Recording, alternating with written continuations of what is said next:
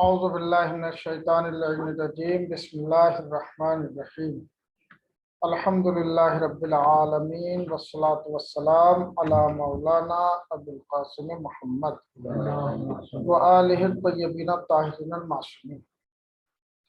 ابھی تک ہم نے آپ کے سامنے حدیث کی اقسام پیش کی تھی، حدیث مخطوط صدور اور غیر مخطوط۔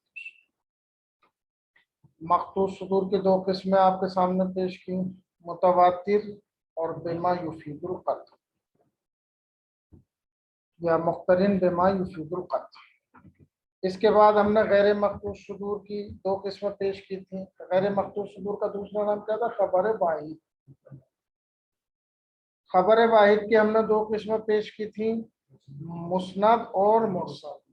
مسند اس حدیث کو کہتے ہیں جس کی سند کے تمام راویوں کے نام مذکور ہوں، اور مرسل ایسی حدیث کو کہتے ہیں جس کی یا تو سند ہی موجود نہیں ہے یا سند میں بعض راویوں کے نام موجود نہ ہو۔ ٹھیک ہے؟ اچھا، پھر مسند کی دو قسمیں ہوئی تھیں، مسند معتبر اور غیر معتبر۔ پھر معتبر کی چار قسمیں ہوئی تھیں، صحیح، حسن، موثق اور ضعیف۔ اور مرسل کی بھی دو قسمیں ہم نے کی تھیں، مرسل ثقہ اور غیر ثقہ۔ اب بات اور سوال یہ ہو رہا ہے کہ بھائی کسی کو بھی ثقہ یا غیر ثقہ جو ثابت کیا جاتا ہے وہ علماء رجال کی تحقیق کے مطابق ہوتا ہے، ٹھیک ہے نا؟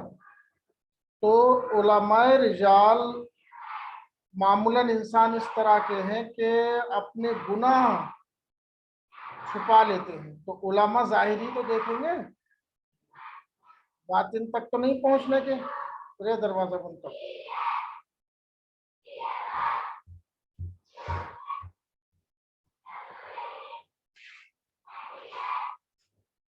ایک صلوات پڑھے محمد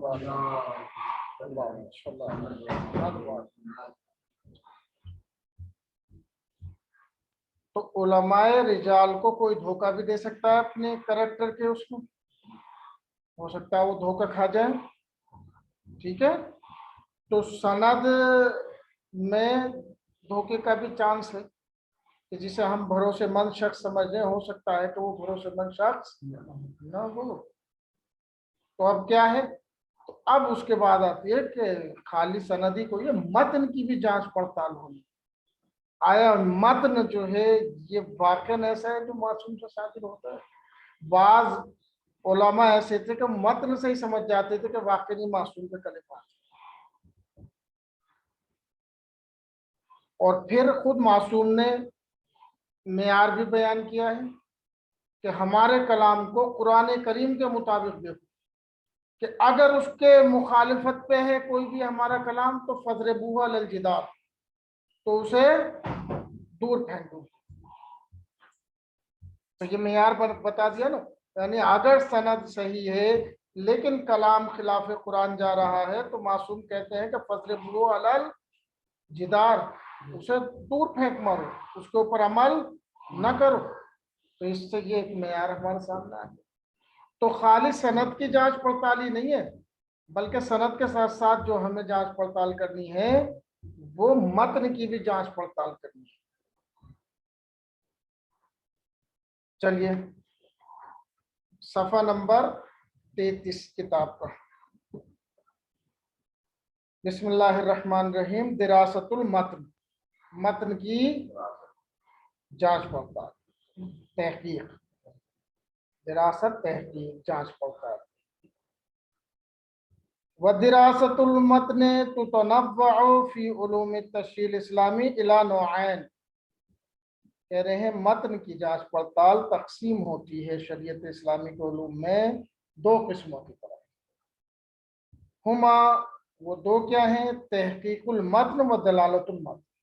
سب سے پہلے تو ہمیں تحقیق کرنی ہے متن کی، کہ متن یہی ہے یا نہیں، الفاظ یہی تھے یا نہیں، ٹھیک ہے؟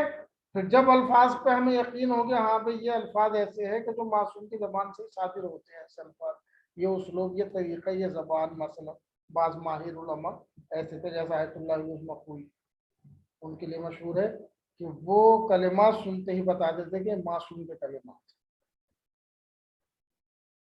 تو جب ہم نے تحقیق کر لیا الفاظ کے بارے میں، پوری جانچ پڑتال کر لی، ہاں یہ ہے، اب اس کے بعد گفتگو ہوگی کہ اس کے معنی کیا ہے. تو پہلے متن کی تحقیق، پھر اس کے بعد دلالت متن. دلالت یعنی معنی. تو تحقیق المتن اور دلالت المتن. دراست و تحقیق المتن، تحقیق متن کی جانچ پڑتال کیسے ہو. وَتَدُورُ حَوْلَ التَّأَكُّدِ مِنْ سَلَامَةِ الْمَضْمُونِ، یہ جانچ پڑتال ہماری گھومے گی اس یقین کی طرف، اس بھروسے کے حاصل کرنے کے لیے کہ اس حدیث کا مضمون سالم ہے، جیسا معصوم سے صادر ہوا تھا ویسا ہی ہے. ٹھیک ہے. الذی تحتوی الفاظ النص، وہ مضمون کہ جو لیے ہوئے ہیں الفاظ نص اپنے اندر.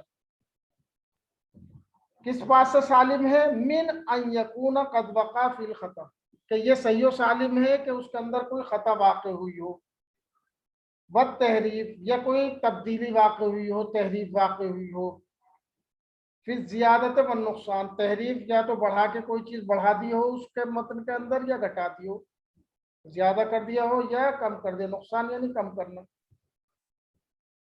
والتغییر والتبدیل، کوئی تبدیلی کر دی ہو اس میں یا تغییر کر دی ہو. وما شاکلہ ہو، اور اس طرح کی دوسری تبدیلیاں جو ممکن ہیں. تو تحقیق متن میں کس چیز کی جانچ پڑتال ہوگی؟ الفاظ متن کی. کوئی چیز گھٹا بڑھا تو نہیں دی. ٹھیک ہے. وہ جو الفاظ ہیں وہ پورے معنی دے رہے ہیں یا نہیں، مفہوم پورا ہے اس کے اندر یا نہیں. ٹھیک ہے. اس بات کی جانچ پڑتال ہوگی. اب ہوگی معنی کی جانچ پڑتال کہ یہ معنی کے اعتبار سے کیسا ہے. کہیں ایسا تو نہیں خلاف قرآن جا رہے ہوں اس کے معنی. اگر حدیث کوئی خلاف قرآن جا رہی ہے تو امام کا حکم کیا ہے؟ میں نے ابھی بیان کیا کہ فضربوہ علی الجدار، دور پھینک مارو، دیوار پر پھینک مارو، اس کے اوپر عمل نہ کرو. تو اب یہ جو نکال کے لاتے ہیں ملنگ پلنگ جو حدیثیں نکال کے لاتے ہیں ایسی جو خلاف قرآن کریم ہے، تو اس کا مطلب یہ ہے کہ اگر وہ صحیح حدیثیں ہیں تو قابل عمل نہیں ہو سکتی اگر خلاف قرآن جا رہی ہیں معصوم کے کلام کے مطابق. ٹھیک ہے. کیونکہ معیار بھی تو معصوم جانتے تھے کہ یہ مسائل پیش آنے ہیں، لوگ تبدیلی کریں گے احادیثوں کی سند میں بھی اور متن میں بھی تبدیلی کر سکتے ہیں. لہذا اس چیز کو سیف رکھنا ہے قیامت تک، تو اس کے طریقے بھی بتائے، جانچ پڑتال کے طریقے بتائے، اصول و قواعد بتائے. ٹھیک ہے. تحقیق المتن فی القرآن الکریم، کیونکہ یہ جو پوری جانچ پڑتال ہوگی حدیث اور قرآن دونوں میں ہوگی. ٹھیک ہے نا. ہمیں یہ دیکھنا قرآن کے وہی الفاظ ہیں یا نہیں جو پروردگار کی طرف سے آئے تو رسول اللہ نے بیان کیا، یا بعد میں تحریف ہو گئی. بعض لوگ اہل سنت میں بھی اور بعض بہت ہی کم چند افراد ایسے بھی رہے ہیں شیعوں میں بھی کہ جو یہ کہتے تھے کہ تحریف ہوئی ہے قرآن میں.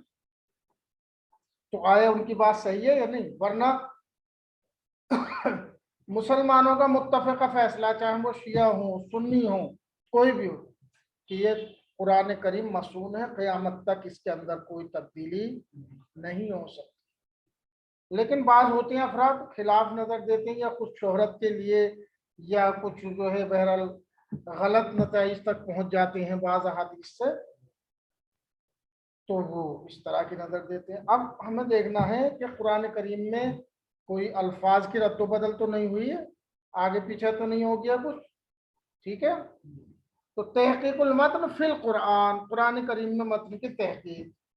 ففی القرآن الکریم حیث وصلنا سالما من الزیادت والنقصان، قرآن کریم میں یہ ہم کہیں گے کہ قرآن کریم ہم تک پہنچا ہے کسی بھی زیادتی اور کمی کے بنا، بالکل سالم، صحیح و سالم، جیسے رسول اللہ کے اوپر نازل ہوا تھا اور جیسا آپ نے بیان کیا تھا ویسے ہی ہم تک پہنچا. کما تقدم، جیسا کہ ہم نے پہلے بھی یہ آپ کے سامنے پیش کیا تھا، کیونکہ قرآن کریم کا دعویٰ ہے نہ نحن نزلنا الذکر وَإِنَّا لَهُ لَحَافِظُونَ. ہم اس کی حفاظت. اور پھر تحریف یوں بھی نہیں ہو سکتی. پروردگار نے یہ دین قیامت تک کے لیے بنایا، آخری دین ہے، اب اس کے بعد کوئی نبی آنے والا نہیں ہے، کوئی شریعت آنے والی نہیں. تو اب اس کے اوپر ضرور، جب اسے پتا ہے کہ ہدایت کے ایک یہی ذریعہ ہے، تو اس ذریعے کو محفوظ رکھنا بھی اس کی ذمہ داری ہے، یہ عقلی اعتبار سے بھی. اور اگر جو ہے یہ محفوظ و مصون نہ رہا تو ہدایت نہیں کر پائے گا. ہدایت نہیں کر پائے گا تو مقصد ارسال دین ختم ہو جائے گا. ارے یہ نا بس. اب اگر مقصد ارسال دین ختم ہوتا ہے تو پھر اس کا مطلب یہ ہے، ایک طرف سے تو حکم یہ ہے کہ دین کی پیروی کرو، دوسری طرف سے دین تحریف ہو جائے تو اس کی بھی پیروی کرو، تو ایک رائے بے جہل ہو جائے گا. ہے یا نہیں بات؟ اور یہ پروردگار کی طرف سے نہیں ہو سکتا، وہ حکیم ہے، علیم ہے، مدبر ہے.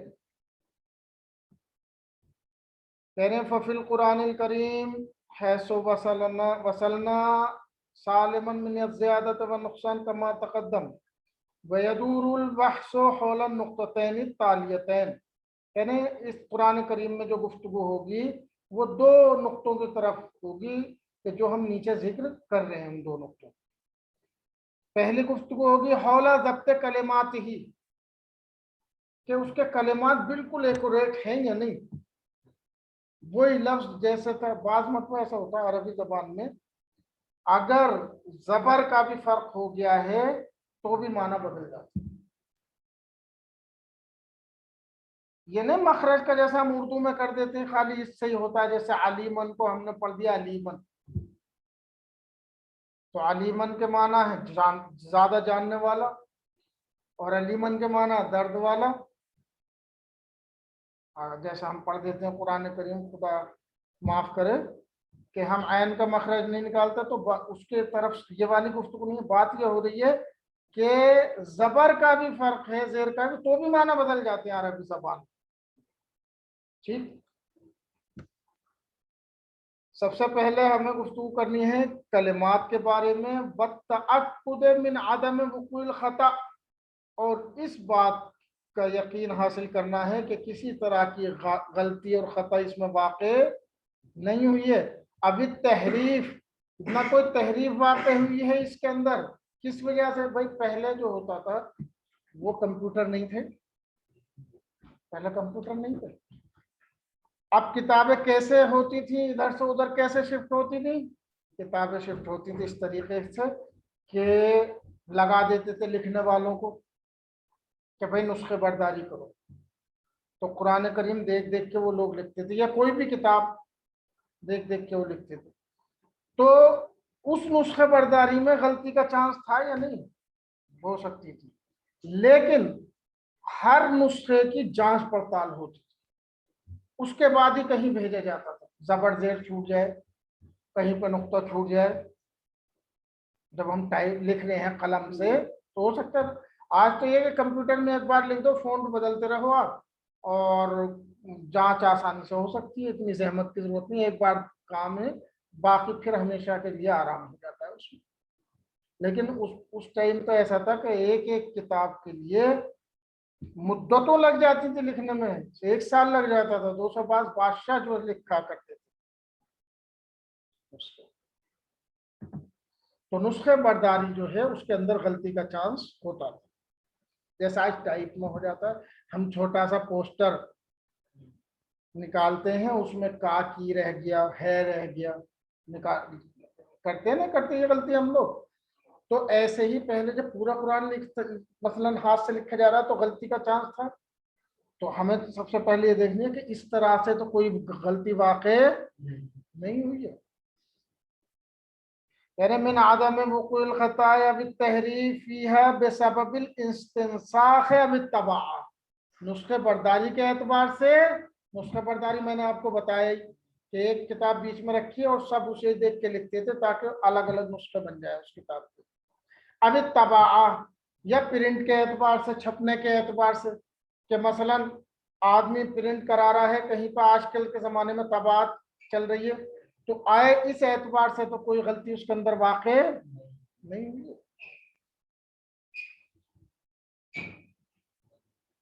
दूसरा जो नुक्ता है जिस पर हमें तवज्जो देनी है कुरान करीम में, हौला तईन सही है अबिल असाह, सही और असाह को मुअय्यन करना है। मसलन दो कलिमात हैं, उनके दोनों के माना सही निकल के आ रहे, मालिकी यौमिद्दीन और मलिकी यौमिद्दीन, दोनों के माना मालिक के, मलिक भी मालिक होता, मलिक यानी बादशाह, और मालिक मालिक। योम दीन का, योम जजा हिसाब का मालिक है, योम जजा हिसाब का बादशाह है। अब इसमें देखने के दोनों में ज्यादा बेहतर कौन सा है। हौला तईन सही अबिल असाह, सही और ज्यादा सही, ये सही तरीन कौन सा है, ये मुअय्यन होना है। हौला तईन सही है अबिल असाह मिन वजूहिल क़िराआत, क़िराआत जो है उन वजूहात में से कौन सी ज्यादा सही है उसे कबूल करना है। अहले सुन्नत के यहाँ पर मशहूर है कि कुरान करीम 7 क़िराअतों पे नाज़िल हुआ है, 7 तरह से लोग पढ़ते हैं, बाज़ कलिमात, सब नहीं, बाज़ कलिमात। हमारे यहाँ पे ये मुश्किल नहीं है, हमारे यहाँ सिर्फ एक ही तरह से मानते हैं, एक ही क़िराअत मानते हैं, वो क़िराअत जो रसूल अकरम की क़िराअत, जो मौलाए कायनात की क़िराअत। ठीक है, कह रहे हैं कि हौला तईन सय्यद बिल असा मिन वजूहिल क़िराअतिल मुख्तलिफा, मुख्तलिफ क़िराअत की जो शक्लें बयान हुई हैं, वजूहात बयान हुई, उनमें से फी बाद आयातिल करीम, बाद आयतों, वहाँ पूरे कुरान में अंगुश शुमार से ज्यादा नहीं होंगे ऐसी आयत जिसमें अलग अलग क़िराअत हुई, जैसे मलिक और मालिक की मैंने मिसाल दी थी। ठीक है, और एक मिसाल साहिब किताब ने भी दूसरी दी है, वो अभी पढ़ते हैं। वल्लती ततदख्खलु फी तगयीरिल माना अल्लज़ी तहमिलुल आया, और ऐसी तब्दीली के जो दखालत रखती है माना के बदलने में, उन माना के जो आयत के अंदर मौजूद है।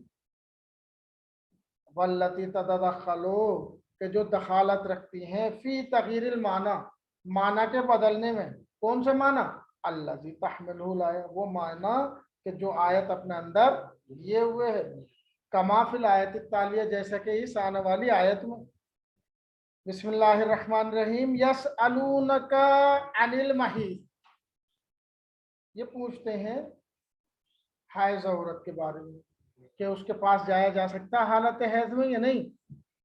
ठीक है, कुल हुवा अज़न फ़अतज़िलुन निसा फ़िल महीज़, आप कह दीजिए ये परेशानी का वक्त है, अज़ियत का वक्त है, ऐसे वक्त में हाइज़ औरतों से दूर रहो, फ़अतज़िलु, दूरी इख्तियार करो, अन्निसा, औरतों से, फिल महीज़, हालत हैज में, वला तक़रबूहुन्ना, और उनके नजदीक मत जाओ, हत्ता यतहुरना, जब तक कि वो पाक ना हो जाए, यतहुरना पाक। अब ये दो तरह से पढ़ा गया है यतहुरना, एक तो यतहुरना ही है और एक है तशदीद के साथ, नून ताकीद के साथ, तो दोनों में माना में कैसे तब्दीली हो जाएगी। देखें, अगर ये कितनी दिक्कत होती है अहकाम शरीयत निकालने में, ये भी जो है आप इसका अंदाजा लगाइए। अगर यतहुरना है आयत, तो इसका ये मतलब निकलता है कि मर्द अपनी बीवी के पास जा सकता है कब, जब हैज आना बंद हो और गुस्ल नहीं किया, तो यतहुरना मिनल हैज, हैज से पाक होगी, यानी हैज से तो पाक हो गई लेकिन अभी गुस्ल हैज, तो यतहुरना से जो माना निकल कर है कि अगर हैज आना बंद हो गया और गुस्ल नहीं किया तो मर्द औरत के पास चला जाए, गुनहगार नहीं है। लेकिन अगर नूने ताकीद है ये, तो इसके माना ये निकलेंगे यतहुरन्ना कि जब तक वो गुस्ल ना कर ले, हैज आना बंद हो गया, औरत नहीं अभी, जब तक वो ना नहाए तब तक जो है आप गुनहगार हैं, आप उसके पास नहीं जा सकते। आगे बात समझ में कितना फर्क हो गया। तो अब अगर जो है यथुरन्ना है मसलन और मर्द औरत के पास चला गया तो वो गुनहगार हो, और अगर यथुरना है और मर्द चला गया तो गुनहगार नहीं हो। इस तरीके से जो है माना बदल जाते हैं, नतीजे ऐसे निकलते हैं। कह रहे हैं सो कुरैत इबारत यथुरना बितखफीफ, कह रहे हैं इबारत पढ़ी गई है यथुरना यानी तखफीफ के साथ, नून खफीफा के साथ, नून खफीफा नहीं यथुरना के साथ। ठीक, अल्लज़ी युअती ज़ुहूरहा, कि जो इसका ज़ुहूर है वो देता है, माना फी माना निका मिन दमिल हैज़, क्या माना देता है कि दम हैज़ से निका हो जाए। निका यानी पाक होना, नकी यानी पाक। वबित तशदीद, और तशदीद से भी वारिद हुई है, अल्लज़ी युअती ज़ुहूरहा, जिसका ज़ुहूर निकल के आता है फी माना इख्तिसाल मिनल हैज़, कि जब तक वो गुस्ल हैज़ अंजाम। वहादल इख्तिलाफ बैनल क़िराअतैन यकून मुद्दअतन बितबियतिल इख्तिलाफ बैन ज़ुहूरैनिल मज़कूरैन। ये कह रहे हैं कि ये इख्तिलाफ जो दो क़िराअतों में है तो ये सबब बनेगा, बुलाता है, मुद्दअतन यानी बुलाता है यानी सबब बनता है, किस चीज का, तबियतन सबब बनता है, अल इख्तिलाफ बैन ज़ुहूरैनिल मज़कूरैन, वो जो दो ज़ुहूर हमने जिक्र किए हैं उन दो ज़ुहूर का सबब बनता है कि उनमें इख्तिलाफ हो जाए। पहले का ज़ुहूर ये है कि दम हैज़ से पाक हो जाए, दूसरे का ज़ुहूर ये है कि गुस्ल हैज़ कर ले, तो दो ज़ुहूर हो गए ना। अब ये दो ज़ुहूर नतीजा दे दें किस बात का, इलल इख्तिलाफ फी इस्तिफादत हुक्म वतिल मरत बाद निका मिन दमिल हैज़ व क़ब्ल इख्तिसाल अनिल हैज़।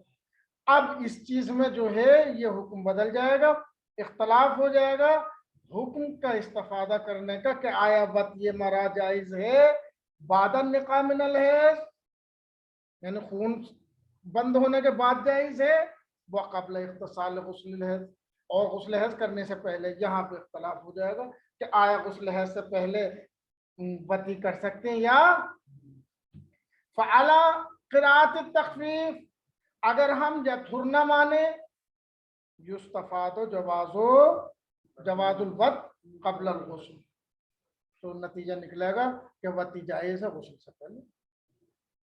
व अला क़िराअत तशदीद, और अगर हम तशदीद के मुताबिक पढ़ते हैं, तशदीद पढ़ते हैं, युस्तफ़ादुल मनअ मिनल वती क़ब्ल अल गुस्ल, तो इससे इस्तिफ़ादा होगा कि वती मरा जायज़ नहीं है गुस्ल से पहले।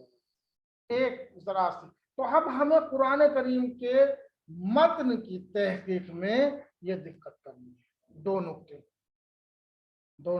एक तो किसी भी तरह का ज्यादा और नुकसान उसके अंदर तो नहीं हुआ है, इस पे जो है हमें तवज्जो देनी, किसी तरह की तहरीफ तो नहीं हुई।